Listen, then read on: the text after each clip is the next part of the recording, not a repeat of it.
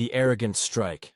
The orbital defense station above Kepler 92c was Earth's newest outpost, a symbol of human resolve, carved from alloy and firelight. It stood watch over trade lanes, protecting convoys of settlers and research ships that stitched humanity's frontier together. The attack came without warning. Dozens of alien warships burst from subspace, their hulls marked with the sigils of the Gralor Dominion, a species long accustomed to bullying weaker worlds into submission. Their commanders had grown fat on conquest, convinced that Earth's expansion into the frontier was an overreach. Missile bays opened like hungry maws. A swarm of warheads screamed across the void. The humans on station had mere moments. Alarms howled. A handful of pilots scrambled, launching fighters in a desperate defense. They never stood a chance. The missiles tore through the defense ring.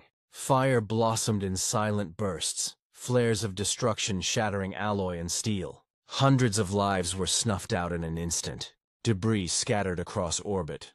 Spinning bodies, fractured plating. The broken dreams of colonists who had trusted Earth's shield. The Gralor commander laughed as the human station split apart. To him, it was a demonstration, a reminder that Earth was nothing but prey. Mockery across the stars in the aftermath. The Gralor broadcast their triumph across the galactic channels. They jeered at humanity, calling them apes who built toys and thought themselves warriors.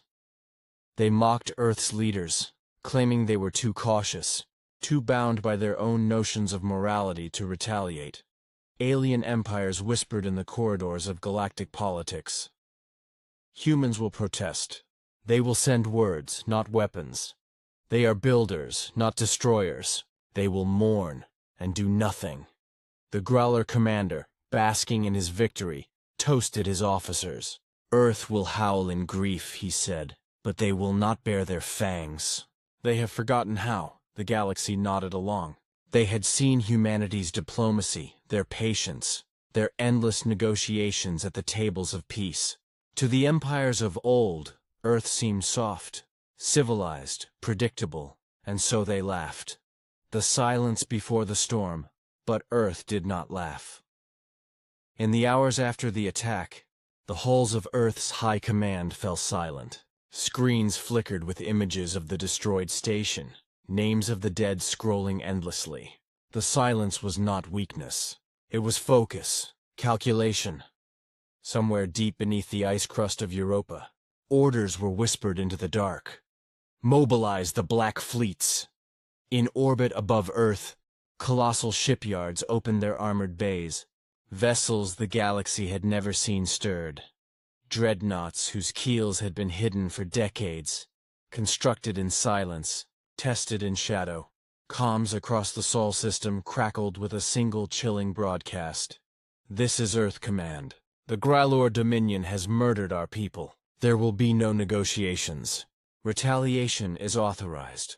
On the colonies, miners dropped their tools, engineers set down their wrenches, and soldiers sealed their helmets. Humanity, so often scattered and diverse, became one will, one flame, and the galaxy felt it, a shift, like the air before a storm. The first retaliation, the Gralor fleet remained in orbit of Kepler 92c, celebrating their victory. They had not expected a reply so soon. The darkness of space split open. Human warships emerged from folded dimensions, their drives silent, their weapons already primed. The Gralor barely had time to register the change before the void lit with fury. Railguns thundered, rods of tungsten screaming at fractions of light speed, tearing through alien cruisers like paper. Nuclear warheads bloomed against their shields, overloading them in seconds. The Gralor commander's laughter died as his bridge shuddered. One by one, his proud ships detonated, shattered, burned. Who are they? One of his officers screamed. Where did these ships come from? The commander could only watch as Earth's dreadnoughts cut his fleet apart in minutes. The survivors tried to run. None escaped. Humanity's wrath, unleashed. But Earth's reply was not confined to Kepler 92c. The retaliation spread like wildfire. Across the stars, hidden human fleets revealed themselves. Carriers rose from asteroid fortresses, stealth ships unfolded from comet tails. Every Grayler garrison, every patrol fleet, every base that flew their sigil, humanity struck them all. Worlds that had lived in fear of the Gralur for generations looked to the skies and saw something impossible. Human ships blotting out suns, dropping fire like rain. Troops descended from orbit, armored in exosuits that moved like storms. They tore through fortresses. They shattered chains. They burned the banners of the Dominion in plazas that had never known freedom. The Gralur had thought humanity soft. Instead, they found them merciless, cold, patient no longer.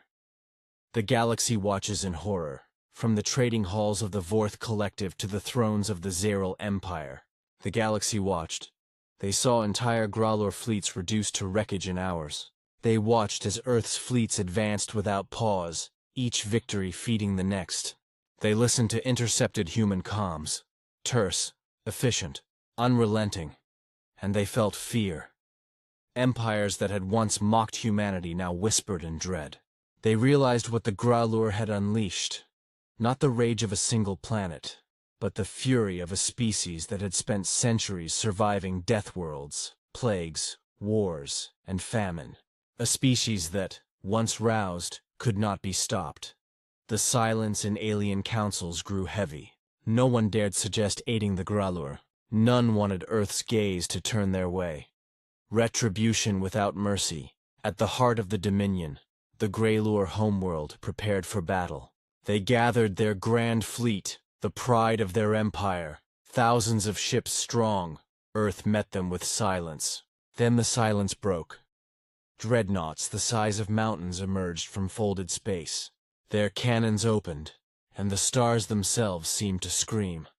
The Gralur fought bravely, but bravery meant nothing before annihilation. Their ships burned, their worlds trembled. Orbital bombardments carved scars into continents. The Gralur Emperor sent a final desperate plea across the stars. Humans, stop, we surrender! The reply came not in words, but in action. The human fleet reduced his palace to ash, the ashes of Dominion. When it was over, the Gralur Dominion was no more. Their fleets were wreckage. Their worlds were smoking ruins. Their name was erased from every star map. Survivors fled into the dark, broken, leaderless, afraid. The galaxy held its breath. No one dared to speak against Earth. No one dared to mock again. On alien worlds, whispers spread like wildfire. Do not provoke the humans. They wait. They endure. But when they rise, they end empires.